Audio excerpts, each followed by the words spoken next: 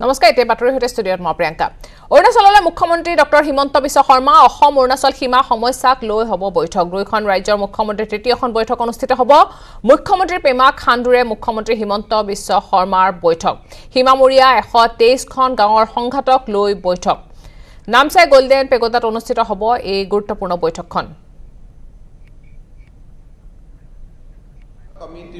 আমি পুনপটীয়াকৈ গৈছো অৰুণাচললৈ अरुणाचल प्रदेश सरकार ने भी 12 कमेटी का नोटिफाई किया। कमेटी का बेसिस क्या है? 12 जिला ऑफ अरुणाचल। असम का तरफ इतना जिला नहीं है, लेकिन अरुणाचल का तरफ 12 जिला है।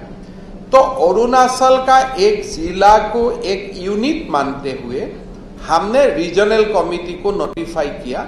तो असम का ओर से भी 12 कमेटी बन गया, अरुणाचल प्रदेश का ओर से भी 12 कमेटी बना। तो आज 12 कमेटी का चेयरमैन लोग नामसाई में आए और 12 कमेटी का जो मेंबर्स है वो मेंबर्स लोग अपना अपना डिस्ट्रिक्ट से वीडियो कॉन्फ्रेंस से हमारा साथ जोड़ा और ये निर्णय हुआ कि 22 सितंबर 15 हम लोग का एक बार हर गांव में दौरा हो जाएगा।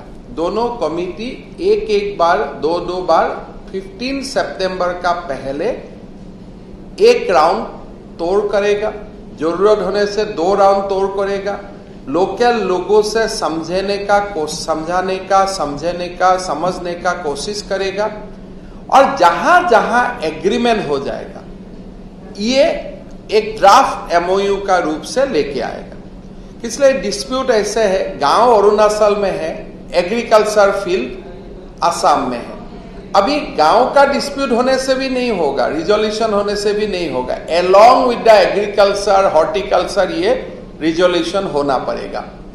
तो इसलिए गांव में जाना, गांव का एल्डर लोगों से समझना और फिर डिस्प्यूट को एक स्पिरिट ऑफ नॉर्थ ईस्ट का हिसाब से रिजॉल्व करना, तो ये काम हमारा कमिटीज करेगा और 15 सितंबर तक वो लोग अपना रिपोर्ट देगा। तो कुल मिला के ये एक निर्णय आज हुआ और हमने सारे डीसीज को बता दिया कि भाई आप लोग भी गांव में माहौल अच्छा रखिए। जब रीजनल कमेटी जाते हैं तो गांव में कोई भाईचारा का माहौल को डिस्टर्ब नहीं होना चाहिए। और एक हमने इम्पोर्टेंट डिसीजन लिया कि कोई कमेटी अकेला नहीं जाएगा, असम का कमेटी भी अकेला नहीं जाएगा, अरुणाचल का कमेटी भी अकेला नहीं जाएगा, दोनों कमेटी एक साथ जाएगा सो दैट हम लोग कोई नया प्रॉब्लम खड़ा करके वहां में ना आए। एक बात यहां में आज आया हम लोग का सामने, जैसे हम अरुणाचल सरकार ने सर्वे ऑफ इंडिया का मैप बुलाया और हमने भी असम साइट में हमारा land record is already digitalised. हमने भी हमारा लैंड रिकॉर्ड को हमने देखा। जब हमने देखा असम और अरुणाचल दोनों जब लैंड रिकॉर्ड को अच्छा से देखा तब ये हमारा नजर में आया कि 28 village are already within the constitutional boundary of Arunachal प्रदेश।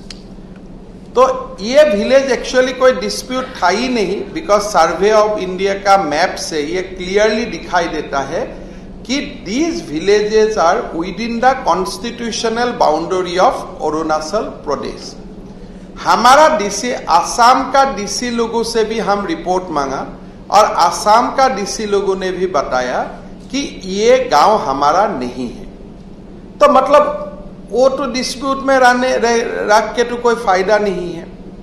फिर हमने नेक्स्ट देखा कि बाकी कौन सा विलेज है, तो से विलेज और हमारा एक ब्लॉक आया जो से विलेज असम का रेवेन्यू रिकॉर्ड में नहीं है, मतलब अरुणाचल में है। जब असम का कोई मैप में कोई पुराना कागज में ये से विलेज का जिक्र नहीं है, मतलब वो भी अरुणाचल का ही होगा। और 3 विलेज ऐसा है जो 2010 में ही अरुणाचल सरकार असम को लिख कर दिया था कि ये 3 विलेज का डिस्प्यूट हमने गलती से किया, ये 3 विलेज हमको नहीं चाहिए या हमारा नहीं है। आज नहीं बोला, एज बैक एज 2010, और वो भी सुप्रीम कोर्ट का रिकॉर्ड का हिस्सा भी है। It is part of the court record कि 3 village Arunachal has withdrawn claim, 28 village is actually with in Arunachal, और से विलेज का नाम भी असम का रेवेन्यू रिकॉर्ड में नहीं। तब if you minus now 123 minus 28 minus 6 minus 3, 86 minutes, खाली 86 ही रह गया।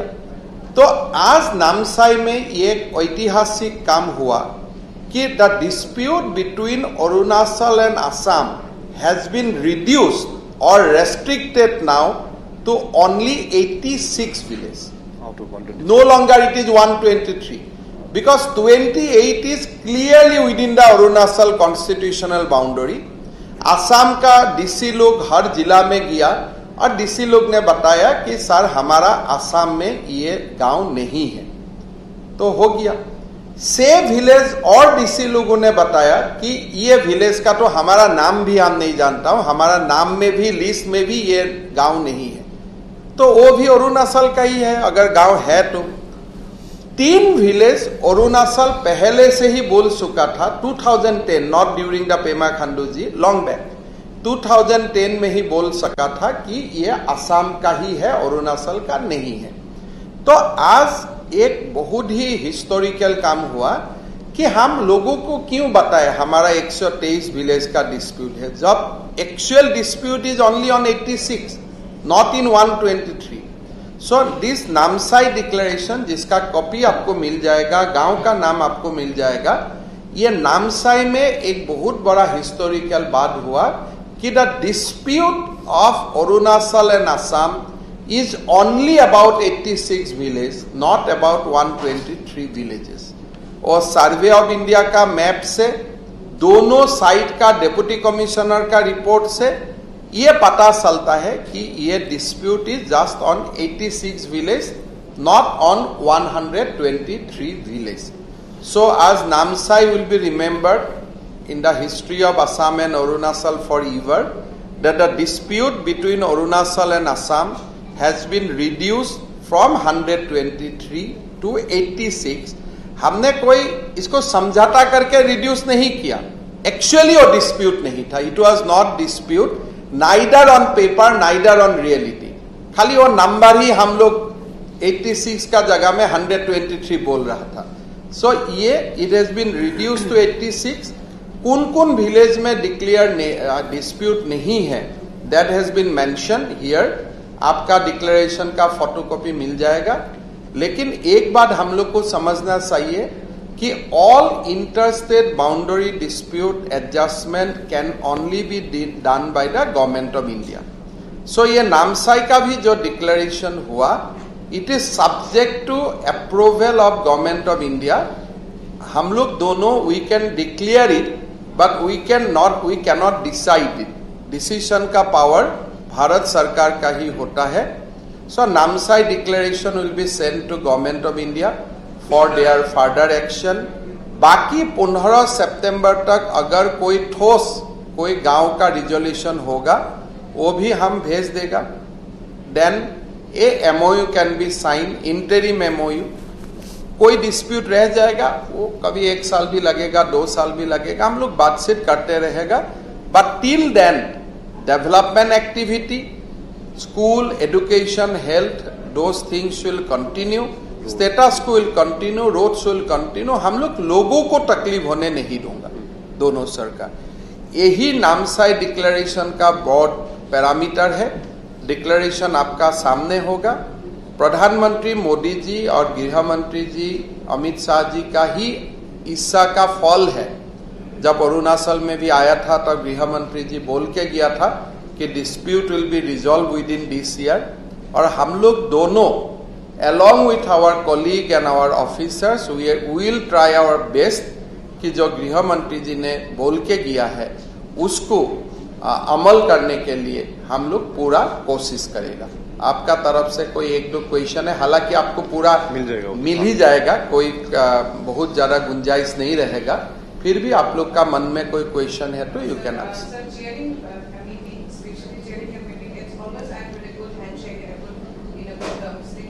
देखा जाएगा तो from it is like you have already said that it has been the case for this boundary issue. तो सर आप क्या assurance देंगे after the third meeting of yours of both together Assam and Arunachal, तो आप क्या assurance देंगे कि ये कल हो जाए because इतना सालों से तो थी 1 year। एक देखिए मैम, आज थर्ड मीटिंग नामसाई में डिस्प्यूट 123 से 86 तक आ गया, तो बहुत ही हिस्टोरिकल रहा ये मीटिंग।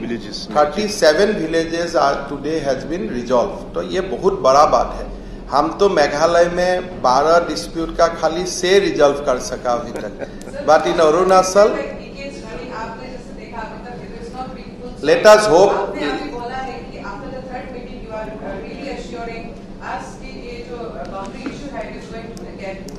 एक देखिए मैं आपको बताना चाहता हूँ, ये बाउंड्री डिस्प्यूट दोनों तरफ इमोशनल होता है। हम लोग को बहुत ही कॉशियसली आगे बढ़ना है, लेकिन एक प्रिंसिपल डिसीजन हम लोग का बीच में हुआ है कि जहां तक ह्यूमनली पॉसिबल होगा, respecting the emotion of people from both the state, we will try to resolve it to the extent possible। और आज एक बहुत बड़ा कदम हो गया, आप डिक्लेरेशन पढ़ लीजिए तब अपने आप को समझ में आ जाएगा।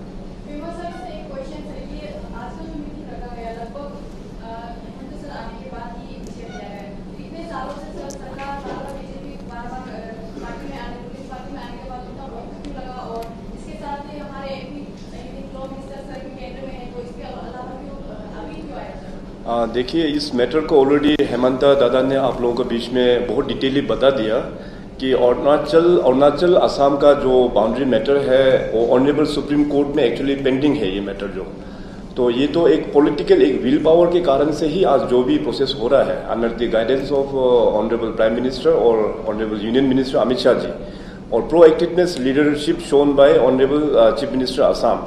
क्योंकि हम लोग तो अगर पुराना जमाने में देखा जाए तो अरुणाचल और आसाम तो एक ही था, तो जो भी हो हम लोग अभी स्टेट सेपरेशन होने का बाद में तो थोड़ा सा लकीर खींचने में 7 डिकेड्स थोड़ा सा कंट्रोवर्सी होकर रह गया, लेकिन पॉलिटिकल विल पावर कमजोर होने के कारण से आज तक इसको रिजोल्व कर नहीं पाया। सो आज नामसाई जो डिक्लेरेशन में it's a very welcome step from both the sides कि out of 123 villages now it has come down to 86 villages now, thereby solving the problems of 37 villages। तो ये बहुत अच्छा एक अचीवमेंट है, और जैसे मैंने कहा कि ये पॉलिटिकल एक विल पावर के तहत हम लोग इसको अभी सोल्व करने जा रहे हैं, and we are very hopeful by September 15 जैसे दादा ने जो बताया एक इंटरिम रिपोर्ट आएगा, उसको फिर फर्दर हम लोग उसको फिर केंद्र में अप्रूवल के लिए फिर दोबारा भेजेंगे। तो लगभग I think we are targeting by this year itself कि by and large Assam Arunachal का बॉर्डर जो है वो रिजोल्व हो जाए।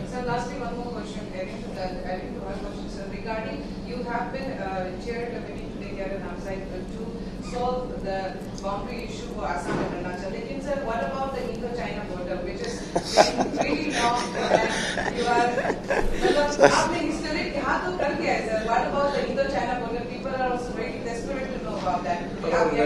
Relevant question कीजिए, relevant. मैडम का साथ बात करना पड़ेगा, आपका भी फीडबैक लेना पड़ेगा। Boundary issue है तो साथ में आज ये देखिए इंटरनेशनल এয়া আসলে পোনপটীয়া সম্প্ৰচাৰ আৰু বৈঠকৰ পিছত আসলে দুই মুখ্যমন্ত্ৰী যুটীয়া সংবাদমেল। আহিছে পৰৱৰ্তী খবৰলৈ। মঙ্গলদৈ জিলা কাৰাগাৰৰ কয়দীৰ মৃত্যু, দুদিন ধৰি জ্বৰত আক্ৰান্ত হৈ আছিল কয়দীজন। মৃত কয়দীজনৰ নাম হৈছে চাহেদ আলী। মঙ্গলদৈ অসামৰিক চিকিৎসালয়ত ভৰ্তি কৰোৱা হৈছিল চাহেদক। 2017 চনৰ পৰা কাৰাবন্দী হৈ আছিল চাহেব আলী। মৰণোত্তৰ পৰীক্ষাৰ অন্ততহে গম পোৱা যাব মৃত্যুৰ কাৰণ কি। চাহেব আলীৰ ঘৰ হৈছে দৰং জিলাৰ দলগাঁৱৰ 3 নম্বৰ বৰুৱাঝাৰত।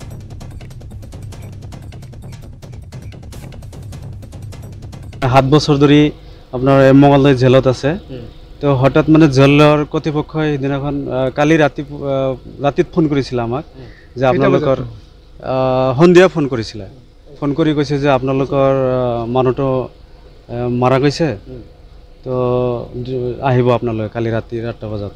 তো আজি সেইমতে আমি আহিলোঁ 8টামান বজাত। আহি আমি জেলৰ কৰ্তৃপক্ষক লগ ধৰিছিলোঁ, সুপাৰিনটেণ্ডেণ্ট ছাৰক লগ ধৰিছিলোঁ। এখেতে কৈছে যে কালি হঠাৎ কৰি মানে জ্বৰ উঠিছিলে তো জ্বৰ উঠাত আমি মঙলদৈ চিভিল হস্পিটেলত পঠাইছোঁ আৰু তাতে মানে মৃত্যু হয় আৰু প্ৰচণ্ড গৰমে দহিছে ৰাজ্যবাসীক 30 বছৰৰ পিছত অভিলেখ ৰচিছে গুৱাহাটীৰ তাপমাত্ৰাই বৃহস্পতিবাৰৰ দিনটোত গুৱাহাটীৰ তাপমাত্ৰা আছিল 38.1 ডিগ্ৰী সেলসিয়াছ আৰু 30 বছৰৰ পিছত জুলাই মাহত দ্বিতীয় সৰ্বাধিক হৈছে তাপমাত্ৰা 2017 চনৰ জুলাই মাহতো সৰ্বাধিক হৈছিল গুৱাহাটীৰ তাপমাত্ৰা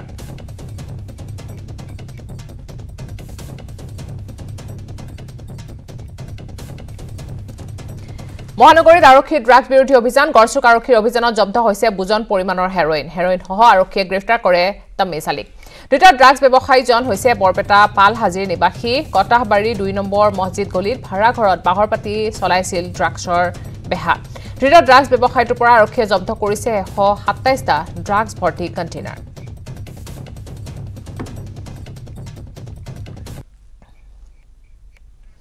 শ্ৰমিকৰ বিৰুদ্ধে শোষণ নীতি বন্ধৰ দাবীত আচ্ছাৰ প্ৰতিবাদ বৰহুলা চাহ বাগিচাৰ কাৰ্যালয়ৰ সন্মুখত বিভিন্ন সমস্যাৰ সমাধানৰ দাবীত প্ৰতিবাদী কাৰ্যসূচী ৰূপায়ণ কৰে আছে বাগিচাৰ শ্ৰমিকসকলৰ আৱাসগৃহ মেৰামতি কৰা বাগিচাত বিশুদ্ধ খোৱা পানীৰ ব্যৱস্থা কৰা বাগিচাৰ দৰিদ্ৰ সীমাৰেখাৰ তলত থকা শ্ৰমিকৰ মেধাৱী ছাত্ৰ-ছাত্ৰীসকলক উচ্চ শিক্ষা গ্ৰহণৰ বাবে আৰ্থিক সাহায্য প্ৰদান কৰা বৰহুলা আৰু কলাপানী চাহ বাগিচাৰ কাৰ্যালয়ত খালী হৈ থকা পদসমূহ শীঘ্ৰে যোগ্যতা ভিত্তিত নিযুক্তি দিয়াৰ দাবী জনায় আৰু চিকিৎসক নাৰ্ছৰ কাৰণে বাগিচা স্থায়ী আৱাসগৃহৰ ব্যৱস্থা কৰা অৱসৰ গ্ৰহণ কৰা শ্ৰমিক কৰ্মচাৰীৰ বন্ধ হৈ থকা ভৱিষ্যত নিধিৰ ধন অতি শীঘ্ৰে আদায় দিয়াৰ ব্যৱস্থা কৰা আদিকে ধৰি বিভিন্ন সমস্যা সমাধানৰ দাবীত আচ্ছাৰ বৰহুলা প্ৰাথমিক গোটে প্ৰতিবাদী কাৰ্যসূচী ৰূপায়ণ কৰে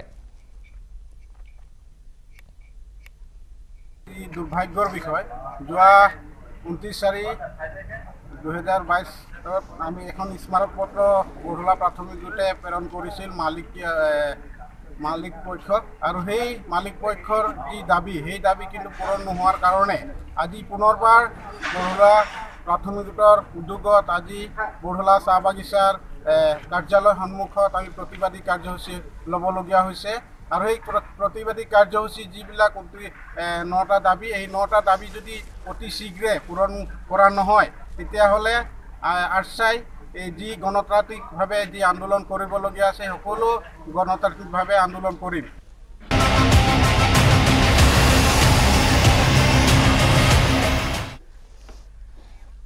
এবাৰ ৰঞ্জন গগৈক পোনপটীয়াকৈ অপমান মহুৱা মৈত্ৰৰ এবাৰ পোনপটীয়াকৈ ৰঞ্জন গগৈক আক্ৰমণ কৰে মিষ্টাৰ গগৈ বুলি ৰঞ্জন গগৈক বুজাইছিলো পুনৰ টুইট কৰি এই মন্তব্য কৰে সাংসদ মহুৱাই যৌন নিৰ্যাতনৰ সলনি মিষ্টাৰ গগৈ লিখাৰ পৰামৰ্শ দিয়ে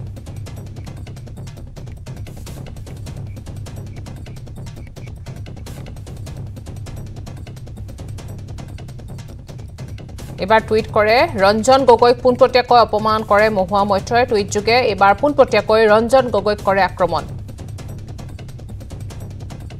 মিষ্টাৰ গগৈ বুলি ৰঞ্জন গগৈক বুজাইছিলো পুনৰ টুইট যোগে এই মন্তব্য কৰে সাংসদ মহুৱা মৈত্ৰই যৌন নিৰ্যাতনৰ সলনি মিষ্টাৰ গগৈ বুলি লিখাৰ পৰামৰ্শ দিয়ে মহুৱা মৈত্ৰই আৰু এই বিষয়ে আমাক সবিশেষ জনাব আমাৰ সাংবাদিক ঋষেশ্বৰ বৰুৱাই ঋষেশ্বৰ আপোনাৰ ওচৰলৈ আহিছো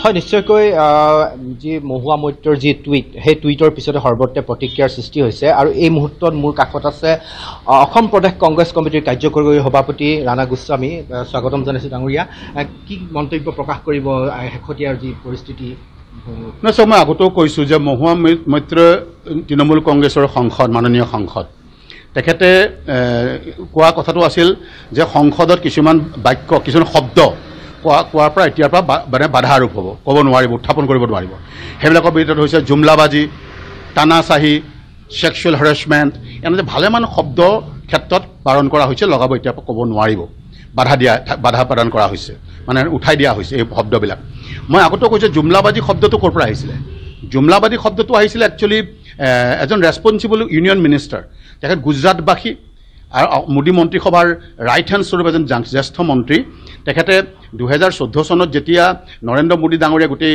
নিৰ্বাচনৰ পূৰ্বে গৈ ভাৰতত নিৰ্বাচনী সভাবিলাক পাতিছিলে বহু সভাত তেখেতে কৈছিলে যে মই বিদেশত থকা কলাধনবিলাক আমাৰ ভাৰতৰ ব্যৱসায়ীসকলক লৈ আনি প্ৰতিটো পৰিয়ালক 15 লাখ টকা মানে একাউণ্টত ভৰাই দিম আৰু তেতিয়া এই কাৰ্যত পৰিণত নহ'ল মানুহে সেই সময়ত ভোট দিলে তেতিয়া সেই জ্যেষ্ঠ মন্ত্ৰীজনক যেতিয়া প্ৰশ্ন সুধিছিল যে আপোনালোকে 15 লাখ ঘূৰাই দিম বুলি প্ৰাইম মিনিষ্টাৰে কৈছিল যে আপোনালোকে কিয় ব্যৱস্থা নকৰে ঘূৰাই কেতিয়া দিব তেওঁ কৈছিল আচলতে সেই সময়ত এইটো এটা ঝুমলা আছিলে ঝুমলা এই ঝুমলা শব্দটো ময়ো প্ৰথম দিনা সেইটো শব্দ তেখেতৰ মুখত এজন ৰেছপন্সিবল বৰ্তমান এটা ডাঙৰ মন্ত্ৰী তেওঁ মন্ত্ৰীৰ মুখত তেওঁ কোৱা শুনিছিলোঁ আৰু সেই ঝুমলাই গৈ সদনত সোমাল এতিয়া সেই শব্দবিলাক বাধা দিছে ঠিক আছে বাধা দিছে আমাৰ ক'বলগীয়া একো নাই কিন্তু আমাৰ মহুৱা মৈত্ৰই কৈছিলে যে ছেক্সুৱেল হাৰাছমেণ্ট মই নকওঁ কিন্তু মই গগৈ বুলি ক'ব পাৰিম নে নোৱাৰিম তেওঁ এইটো শব্দ তেখেতে উল্লেখ কৰিছিলে এতিয়া গগৈ বুলি ক'বলৈ যাতে গগৈ কেৱল এজন গগৈ নহয় গগৈ হৈছে যে গগৈ হওক গোহাঁই হওক বা আমাৰ বৰগোহাঁই হওক আমাৰ যিমানবিলাক চেতিয়া হওক আমাৰ বৰা হওক হাজৰিকা হওক আমাৰ গোস্বামী হওক শৰ্মা হওক আমাৰ পেগু হওক দলে হওক মহিলাৰী হওক আমাৰ ৰংপি হওক আমাৰ কুৰ্মী হওক তাঁতী হওক অসমত বহু জাতি জনগোষ্ঠীৰ মাজত বিভিন্ন দাস হওক বিভিন্ন ভাষাভাষী লোক আছে এই ভাষাভাষী লোকবিলাকৰ প্ৰতিটো টাইটেল অসমবাসীৰ কাৰণে সন্মানৰ টাইটেল বহু টাইটেল ৰজাঘৰীয়া টাইটেল গতিকে এই টাইটেলবিলাক উপাধি এই উপাধিবিলাক আমাৰ সকলোৰে সন্মান আমাৰ ইয়াত উপাধিৰ ক্ষেত্ৰত জাত পাতৰ ৰাজনীতি নাই গতিকে আমি সকলোৱে মিলিজুলি প্ৰত্যেকটো আমি উপাধিক সন্মান কৰোঁ তেনে ক্ষেত্ৰত কোনোবা এজন ব্যক্তিক চিনাকি কৰিবলৈ গৈ যদি উল্লেখ কৰিবলৈ গৈ গগৈ শব্দটো কয় ডেফিনেটলি আমাৰ গগৈ সমাজৰ মাজত আমাৰ আহোম সমাজৰ মাজত আমাৰ মাজত অসমীয়া হিচাপে আমি যথেষ্ট লজ্জিত হৈছোঁ আৰু আমি যথেষ্ট দুখ পাইছোঁ অসমবাসী দুখ পাইছে আৰু সেইকাৰণে আজি তাৰিখত চাৰিওফালে এইটো এটা হাংগামা সৃষ্টি হৈছে গতিকে মই শেহতীয়াকৈ দুঘণ্টামানৰ আগত মই মহুৱা মৈত্ৰীৰ এটা মই ৰিটুইট চাইছিলোঁ তেখেতে তাত কৈছিলে ৰিটুইটটোত লিখিছিলে যে মই এই গগৈ উপাধিটো ৰিপ্লেচমেণ্ট কৰি মই তেওঁৰ জেগাত মই ৰঞ্জন গগৈ বুলি লিখিছোঁ এটা ৰিটুইট কৰিছে মই চাইছোঁ ৰিটুইটটো গতিকে ৰঞ্জন গগৈ কৈছে যদি গতিকে কথা হৈছে যে এজন ব্যক্তি যিজন ব্যক্তিৰ ওপৰত আগতে আমাৰ ছেক্সুৱেল হাৰাছমেণ্ট এটা আহিছিলে বদনাম আহিছিলে সেইটো সকলোৱে জানে মোৰ মুখেৰে মই ক'ব নোখোজোঁ কাৰণ তেখেত আমাৰ আগতেও সন্মানৰ ব্যক্তি এতিয়াও মোৰ কাৰণে সন্মানৰ ব্যক্তি এটা উচ্চ মানে ভাৰতবৰ্ষৰ উচ্চ আসনত তেখেত আছিলে কিন্তু পৰৱৰ্তী পৰ্যায়ত নাজানো তেখেতে ৰাষ্ট্ৰপতিৰ অনুমোদন সাপেক্ষে তেখেতে সংসদৰ মজিয়ালৈ সোমাল গতিকে তেখেতক ৰঞ্জন গগৈ বুলি ক'বলৈ গৈছে গতিকে আমি কৈছোঁ যে ৰঞ্জন গগৈ ক্ষেত্ৰত নিশ্চয় এইকাৰণে সাহস পাইছে যে নিশ্চয় মই ভাবোঁ তেখেতে চাই বিজেপিৰ ওচৰত শিৰ তল কৰিছিল নেকি যাৰ কাৰণে আজি মহামান্য ৰাষ্ট্ৰপতিয়ে তেখেতক আজি তাৰিখত তালৈ ইনক্লুড কৰিলে যদি আজি তাৰিখত বহু চৰ্চাও হৈ আছে বা তেখেত আৰু উচ্চ আসনলৈ যাব বুলি অসমীয়া হিচাপে আমি গৌৰৱ অনুভৱ কৰিম কিন্তু কথাটো আছে যে ৰঞ্জন গগৈ বুলি ক'বলৈ গৈছে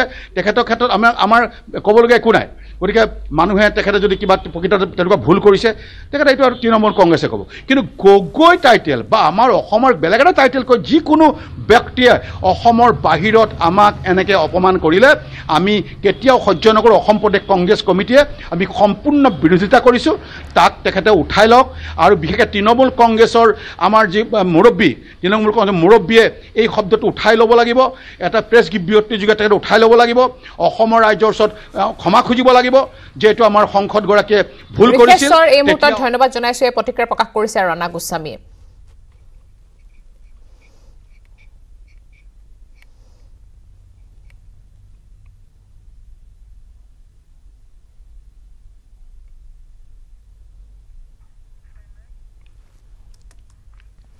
মাষ্টাৰ ডিগ্ৰী গ্ৰহণ কৰিছে